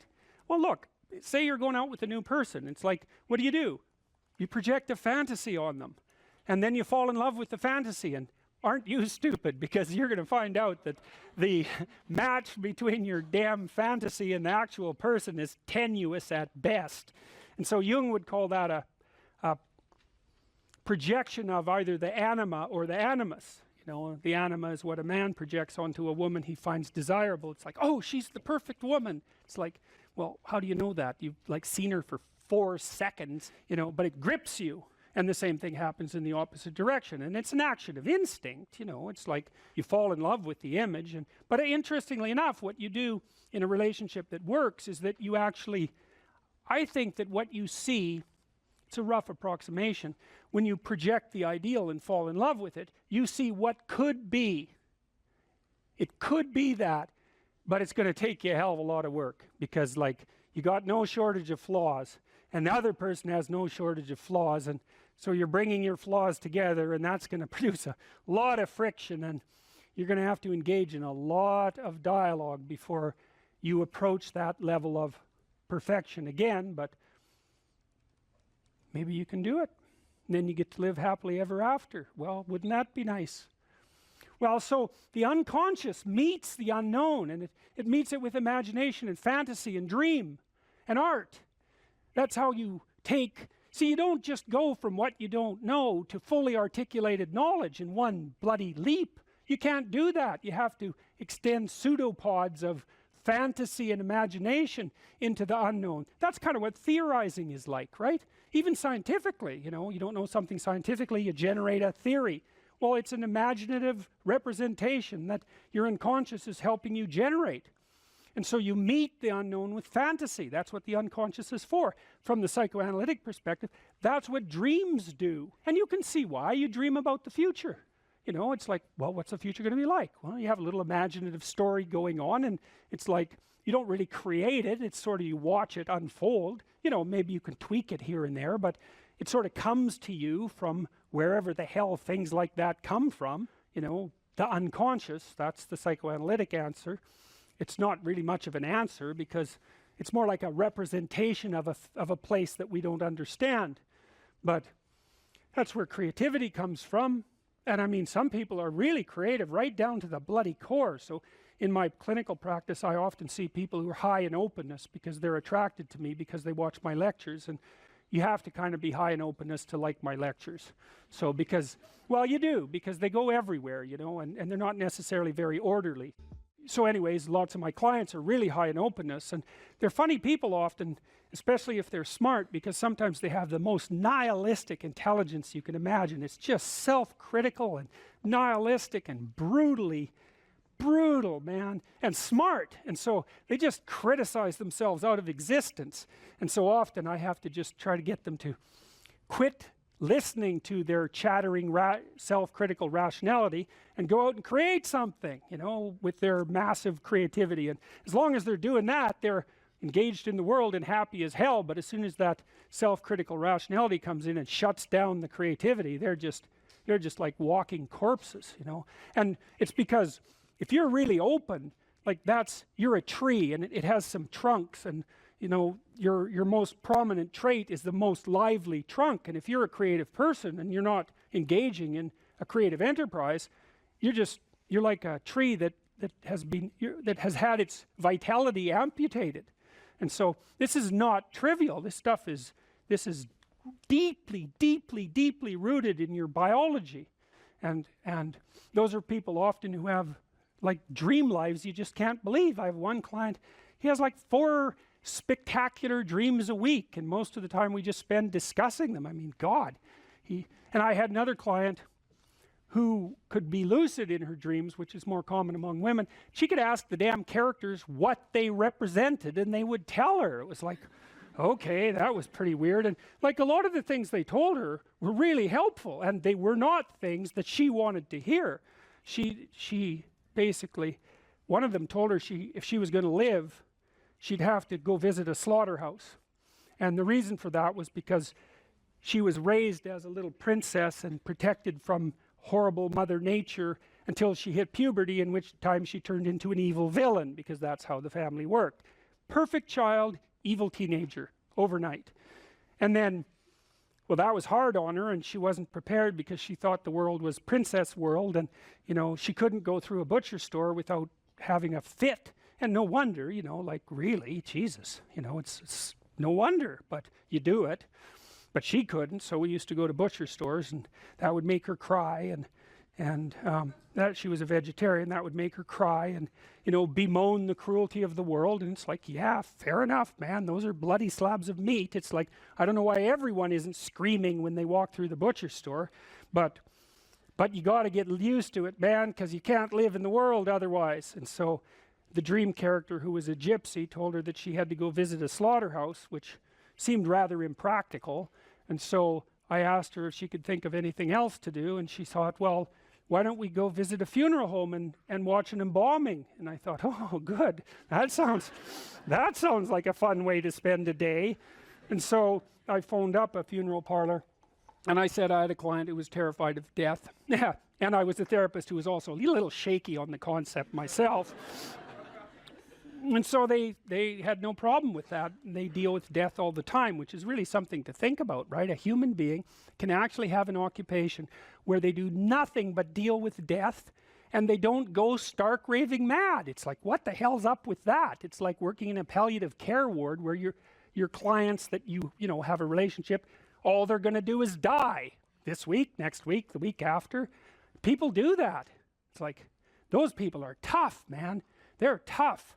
So anyways, we went and watched this embalming, which was, I have a rather high level of disgust sensitivity, so it was a little on the rough side for me. But she sat there, and first while she was not, we were outside this little room, she was not looking at that, man, no way.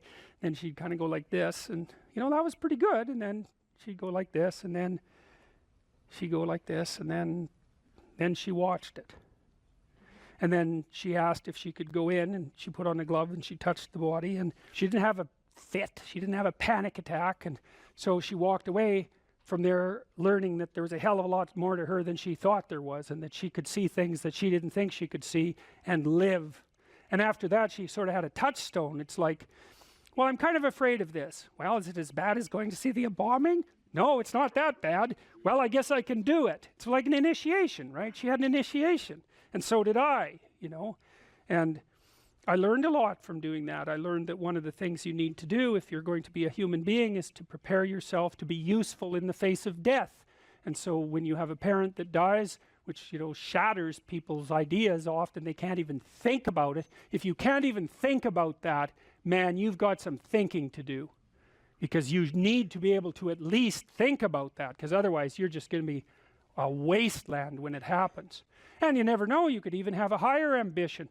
Maybe you could even be useful when it happens, instead of being part of the heap of destroyed people who also have to be taken care of. You know, and that's brutal. You have to be brutal to be useful in the aftermath of your parents' death. You know, you don't get to crumble and fall apart, and no, you have every reason to. So you got to be kind of some tough monster to manage that. But do you want to be useful in the face of tragedy, or do you want to be pathetic?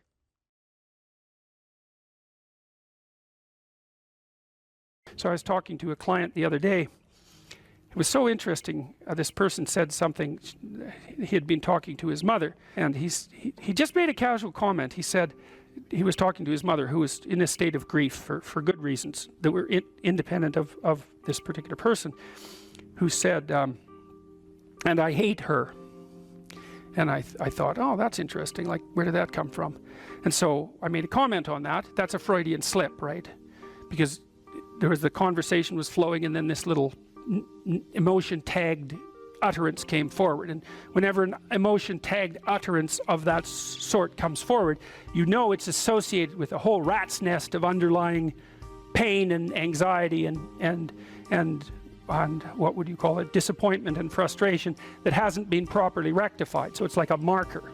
And you know this when you're talking to people. They say something and you think, oh, you know, like, wow, too much information. That's one way of thinking about it. It's like, just what are you up to? And then if you have any sense, you just forget that even happened and you continue. But that's like the snout of a dragon peeking out from a cave.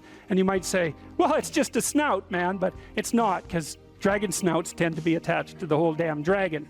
And so this is also something to know about relationships, because when you're in a relationship with someone, they'll do that now and then. They'll, you know, utter something and you think, haha. It's like, there's a bump in the road. Well, we're going to look underneath that at our peril. But if you do go down there and you look at it, then the whole thing comes, you can start to disentangle the web of memories and experiences that are all tangled together as a consequence of their emotional identity. Because I could say, well, everything that makes you anxious or everything that makes you upset is the same as every other thing that's ever made you upset. And so, and then there's an even different subset of that, which is all those things that have made you upset that you've never dealt with. They're all laying down there at the bottom of your nasty little soul, waiting to pop themselves up in some random utterance, right? And so then you go in there at your peril, because if you're the person who pokes around in that, then you're going to get blasted with all of that stuff. It's going to come out like almost uncontrollably. Then you can sort it out. And so what you find is if you ask a person a question like that and then you let them free associate, which is just talk about it, they'll do a wandering around like that maze that I told you about. They'll do a wandering around of that entire territory. And sometimes just having them wander around in it can help them straighten it out. But you might find out that something happened to them 15 years ago that left them with a terrible sense of guilt or dismay or frustration. And then when they interact with their parent in a certain way, the parent knows exactly how to tap that, and then that all comes up, and that's what produces that little utterance. And so that's the material of the world manifesting itself. That's what matters manifesting itself. And it almost always manifests itself as an object, something that objects. We're having a conversation. It's going quite well, no problem. There's a bump in it. There's an emotional disjunct, right? Now we're no longer in the same place at the same time. We're no longer playing the same game. So then I might say, okay, well, let's open that up and see what's behind it. Well, and the question is, what's behind the game you're playing? And the answer to that is all the world that you're ignoring, always. So when imagine that, think about it this way. You're trying to do well in a class and you get a bad grade. Okay, so you're in this little frame, you want to get a good grade, that isn't happening, you got a bad grade. Okay, what is it that's manifesting itself as the bad grade? Well, you could say, well, it's a C- on a piece of paper. It's like, well, that's, you know, really? No. That's the objective manifestation. You got a piece of paper with a C-. The value-free proposition is that you've been delivered a piece of paper with a curve on it and a little, you know, negative sign. Well, you think, well, that's what that is. Well, you know, it's as dopey as thinking, well, here you got your failing grade, you go into the lab and you like weigh it on a scale, and then you burn it and see what it was made of. It's like, well, why did I get so upset about that? It's just paper. It's like, no, that's not just paper. It's an entity that exists in a web of connections. The fact that it's signified by paper is almost completely irrelevant. What is it? The answer is, you don't know. And that's why when you pick it up, you get this paralyzed sinking feeling, because your limbic system is a lot smarter than your perceptual systems. And your perceptual systems say, well, that's a piece of paper, and your limbic system says, nah, for sure, dragon. Right. And so then you're sweating, and then maybe you put it away and you go play video games, because, you know, better the hypothetical dragon than the real dragon. And so instead you pull out the piece of paper maybe and you think, okay, why did I get this C-? Well, that's a hell of a question, isn't it? It's like, maybe you're stupid. Well, that could be, or at least stupid compared to who you think you are. Like that's the real horror that's lurking there, right? It's like, oh, I thought I was kind of smart. That's a proposition of the highest order. I thought I was kind of smart. It's like, yeah, well, what about this C-? It's like, well, that goddamn professor, right? That's the first thing. It's I've been attacked by a predator. That's the first response, right? So it's a nonsensical message. It's just delivered by someone evil and predatory. Well, that's, you know, possible, but I wouldn't go there. I wouldn't go there first necessarily. So, but then, well, then say you don't go there. Okay, well, so what is this exactly? Do you not know what you thought you knew? Are you not who you think you are? Do you not work hard enough? Are your values not organized properly? Do you misuse your time? Are you in the wrong field? Is the way you're construing your life completely inappropriate? Are you acting out what your parents wanted you to do and you're pissed off about it, so you're only running at 40% to spite them, despite the fact that they're paying $25,000 a year for your education? Because that's a fun game. Yeah, I'll go do what you want me to do, but I'll fail. But not completely, because then that wouldn't cost you very much. I'll just fail a little bit, so that you have to spend all that money forcing me to do what I don't want to do, but you'll never get to escape from it. And then every time we interact, I'll stab you in various ways that you don't quite understand, just to show you how irritated I am that I happen to be acting out the destiny that you've put forward for me. So maybe that's part of the dragon, right? And then that pulls in the whole parent thing.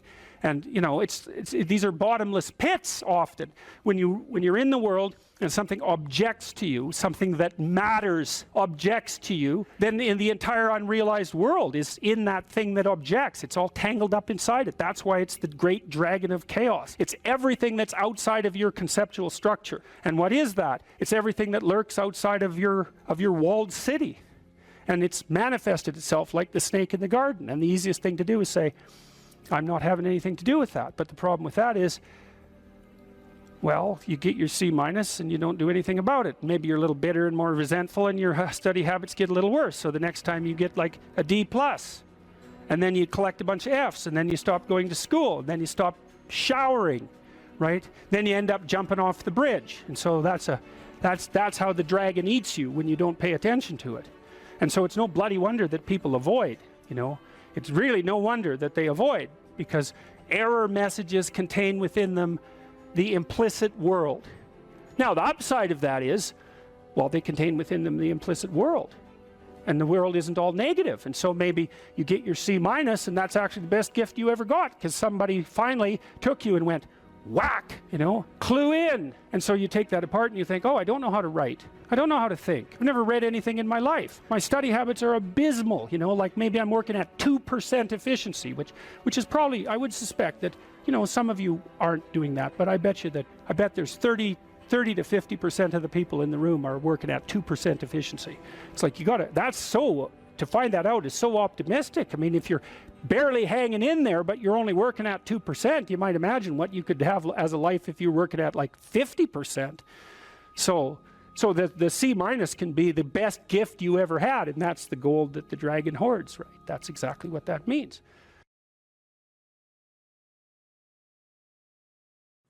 Young people always have a reason to be upset and cynical about the current state of affairs. And it's that way forever. And so it's useful, I think, to consider such considerations or such conceptualizations as the patriarchy in that light, because it's an archetypal truth that the social structure is corrupt and incomplete.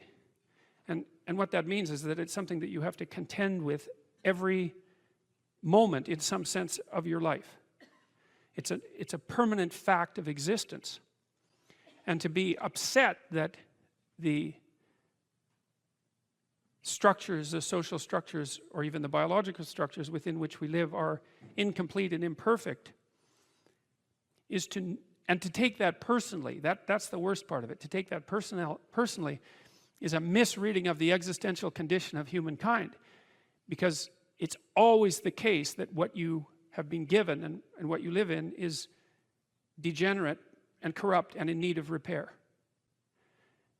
And it's easier just to accept that, because there's also a positive element, and the positive element is, well, you've been granted something rather than nothing, and maybe you haven't been granted pure hell, because especially in a culture like ours where many things actually function quite well, so there's room for gratitude there. Even if it's a broken machine, it's not one that's completely devastated, and it's not absolutely hell-bent at every second on your misery and destruction. And it easily could be, because many societies are like that. And so the fact that we happen to live in one that isn't corrupt beyond imagining is something to be eternally grateful for. Well, so we live inside a damaged structure, and we also bear responsibility for that damage, because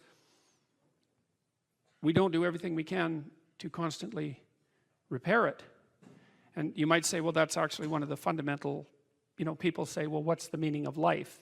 What they really mean is, what's the positive meaning of life? Because as we've already discussed, the negative meanings of life are more or less self-evident.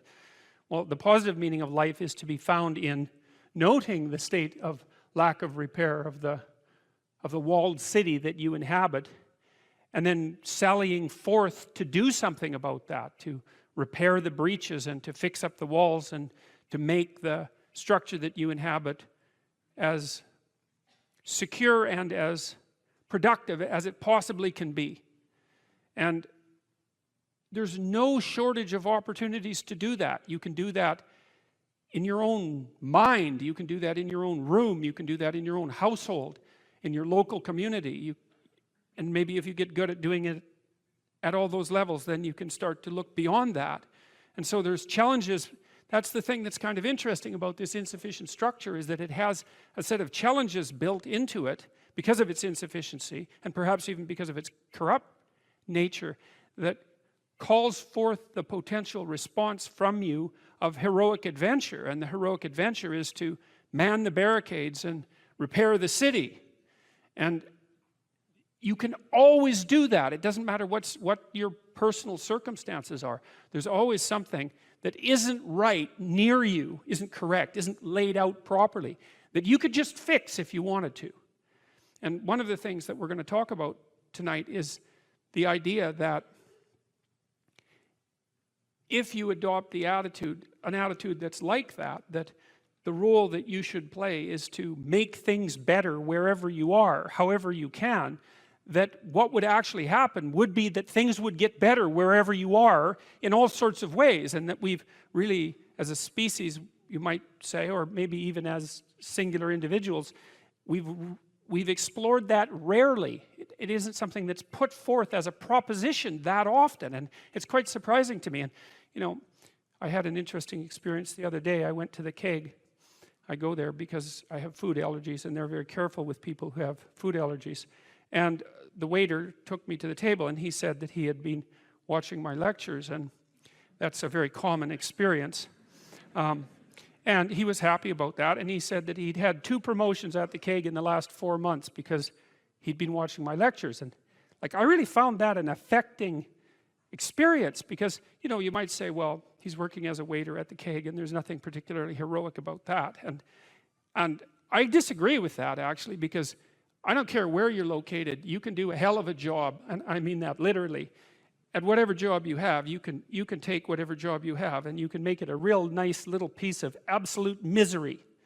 Or you can act like a civilized human being and notice that no matter where you are, there's a richness and a complexity that's completely inexhaustible right at hand.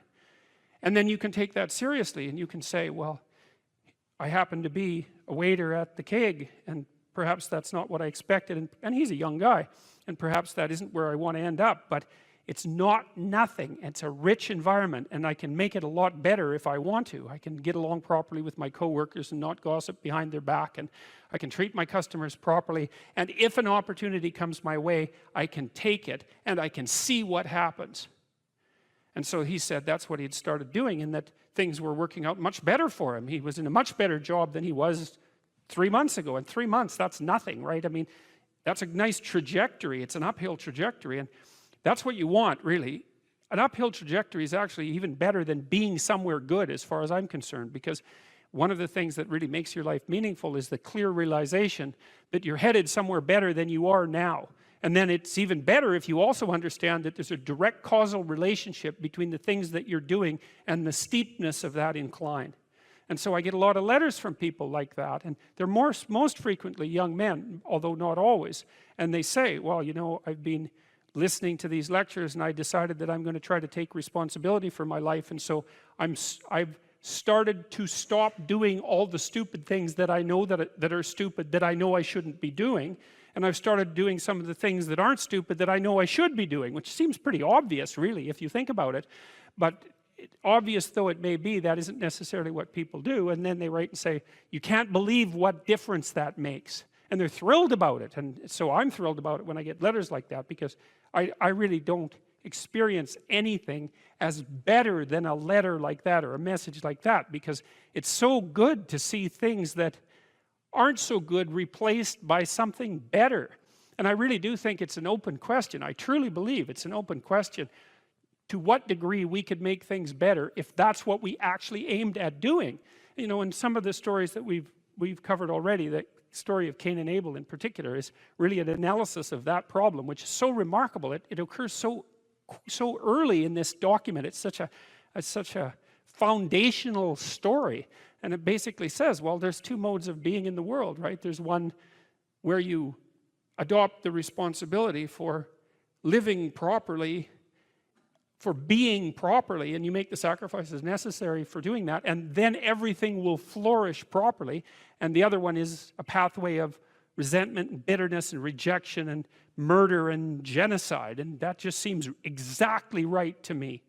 And so if the positive path beckons, if you can actually see what it is, if you can lower yourself enough to see what it is. Carl Jung said once that modern people didn't see God because they didn't look low enough. It's a phrase I really, really like, because people denigrate the opportunities that are right in front of them. And there's no reason to do that, because what's right in front of you is the majesty of being. That's what's right in front of you. It's inexhaustibly complex and full of potential, and there's no reason to assume that wherever you happen to be isn't as good a starting place as anywhere else. Now, you know, I know some people have terrible, terrible lives. They're in situations that are absolutely unbearable. But I also do know that even situations like that can be made a hell of a lot worse by the worst kind of attitude. That's for sure. So anyway, so that's where you are. You're in a damaged structure. You're a damaged structure. You're in a damaged structure. But, you know, at least it's got some walls. You know, you're not being fed to the lions on a regular basis, so that's a good thing. And you can emerge forward, you know, heroically, magically, to confront the chaos that constantly threatens the structure within which you live, and you can free something as a consequence of that. You can learn something. You can strengthen yourself. That's the other thing, because what you're actually made of, in many ways, that what informs you, what you're made of, is what you encounter when you voluntarily encounter the unknown. And so the more you voluntarily encounter the unknown, the more you get made of, and the more you get made of, the more there is to you, and then the more you're good at encountering the unknown and restructuring order and calling forth proper order out of the potential of being. And God, you got to think, why wouldn't you do that, since you can do that? And it's an endless mystery. You know, I think part of it is that people, well, it's also encapsulated to some degree in the story of Adam and Eve, because what happens to Adam is when he becomes self-conscious, right? He becomes ashamed of himself and regards himself as a lowly sort of creature. And there's endless reasons why people would do that, because, of course, we're rife with imperfection. And so he hides from God. And I think that's actually the answer to the conundrum, which is that people don't aspire to the highest good because they're deeply ashamed of themselves and their weaknesses and their insufficiencies. And so that's not the only reason. I mean, there's the desire to avoid responsibility, and there's all the negative motivations as well, like resentment and hatred and the desire to make things worse. I don't want to, you know, give us too much of a break, but it's something like that. But it's okay to not be in a very good place if what you're trying to do with that not very good place is make it better. And one of the things I really have learned as a clinical psychologist is that you just cannot believe how powerful incremental progress is. You can do the calculations like, it's like compound interest, you know. If you make your life 0.1% better a week, man, in 2 or 3 years, you're in such a better place than you were that it isn't even like the same domain. And if you keep that up for 10 years or 20 years, you know, especially if you're young and you start early, you start to straighten yourself out and fix the things that you can fix. You can transform your lives in ways that are completely unimaginable. And God only knows what the upper limit of that is in terms of human possibility, because we are amazing creatures, you know, when we really get our act together and stop running at 10% of our capacity, you know. So that's what you do. You've got, you know, the fact that things aren't exactly the way they should be at least gives you something to do, you know, and that's maybe something great to do, because there's no shortage of suffering and trouble that besets the world that you could conceivably ameliorate in some way. And the utility and meaning, the utility of that and the intrinsic meaning of that is self-evident.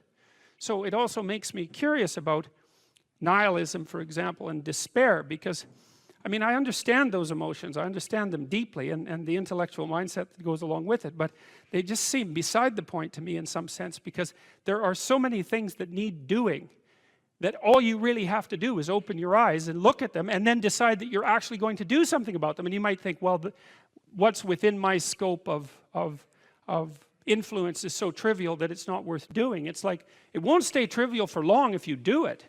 Not at all. And I don't think it's trivial to begin with. I don't think that I really don't believe that anything done right is trivial. And my experience in my life has been that anything I actually did paid off. It didn't pay off necessarily in the way that I expected it to pay off. That's a whole different story. But if it was genuine commitment to do something, even if it went sideways and the outcome was really something other than what I expected, the net consequence over time was nothing but good. So every new frontier that can be conquered is an advance forward, and there's no shortage of frontier because we're surrounded by the unknown, we're surrounded by our own ignorance, and we can continually move into that domain, into the domain of chaos, or we can restructure pathological order. And that's the secret to proper being. And so then you encounter chaos that way, you know, and then you can regard yourself as the sort of entity that, despite its insufficiency, has the capability to conquer chaos, despite the danger of that. That's the other thing, because the fact that you're fragile is actually a precondition for your heroism, because if you weren't fragile, then there'd be nothing heroic about doing something difficult, right? Because if you couldn't be hurt or damaged or defeated or end up in failure, then where's the moral courage in the endeavor? It has to be that the fragility is built into the courage. And so it's not a reason not to engage in it at all. In fact, quite the contrary. And so there's a difference between attention and thinking. Let me give you an example. So thinking seems to be instrumental, mostly. People also often say to me, well, what's your strategy when you go into an interview? And the answer is, well, I don't have a strategy when I go into an interview, because I'm there to have a conversation, and I'm not sure where the conversation will go, and I'm willing to let it go wherever it goes. I'm not there to sell books, although I'm perfectly happy if more books sell, because obviously I wrote a book and I want people to read it, and there's a whole enterprise behind it, and so it's also my responsibility to do the marketing properly. But I'm not going to do these interviews to sell books or to promote myself, or I don't have a strategic goal in mind, except that I'm going to have a conversation and I'm going to say what I think and take the consequences, because I assume that if I say something and I believe it's true, then the consequences are as positive as they can be, regardless of how they look at the time.